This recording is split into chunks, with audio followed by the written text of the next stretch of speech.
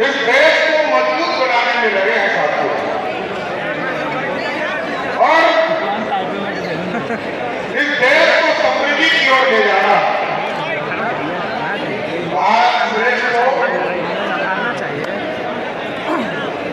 भारत की समृद्धि आगे बढ़े, इसकी चिंता करता है। और आपने देखा है कि 2014 में जब आपने रामकृपाल यादव जी को सांसद बनाया, तो सांसद बनने के बाद इन्होंने अपना मत किसको दिया? देश के यशस्वी प्रधानमंत्री नरेंद्र मोदी जी को। और जैसे ही मोदी जी को वोट दिया, वैसे ही देश समृद्ध होने लगा और विकसित भारत बनाना चाहते। और विकसित भारत तभी बन पाएगा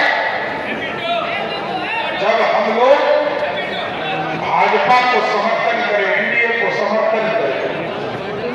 दूसरे लोग तो कंफ्यूज करेंगे, लोग आपको कभी संविधान खतरे की चर्चा करेंगे, कभी आरक्षण का विरोधी बताएंगे। लेकिन आप सोचिए साथियों, मैं और रामकृपाल जी ने तो बहुत पीड़ा सहकर लालू यादव जी को आगे बढ़ाने का काम किया है। और रामकृपाल जी तो आगे बढ़कर लालू प्रसाद जी को सींचने का काम किसी नेता ने किया, तो आगे में रामकृपाल यादव जी ने किया। और मैं तो देखता था पार्टी कार्यालय में बैठकर एक पूरी लंबी लिस्ट लेकर पूरी व्यवस्था खड़ा करने का काम करते थे साहब। लेकिन आज देश बढ़ाना, देश की समृद्धि को आगे बढ़ाना, देश कैसे बढ़ेगा इसकी चिंता करना। लेकिन साथियों याद कीजिए, मजबूत देश है।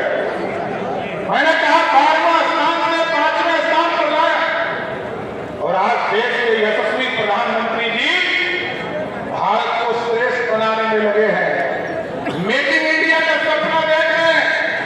ऐसे भारत 5वें स्थान पर नहीं आया, 12वें स्थान से 5वें स्थान पर लाने का काम यदि मोदी जी ने किया तो मेक इन इंडिया के सपने के माध्यम से। और मेक इन इंडिया कल तक हिंदुस्तान को लोग सोने की चिड़िया कहता था। कभी अंग्रेज आए 200 वर्षों तक उसने लूट लिया, कभी मुगल आए उसने 400 वर्षों तक लूटा, कभी गजनी आए मोहम्मद गजनी उसने 17 बार हिंदुस्तान को लूटा साथियों। लेकिन मोदी जी ने कहा ये अब सोने का शेर बनेगा जो दुनिया में दहाड़ने का काम करेगा साथियों।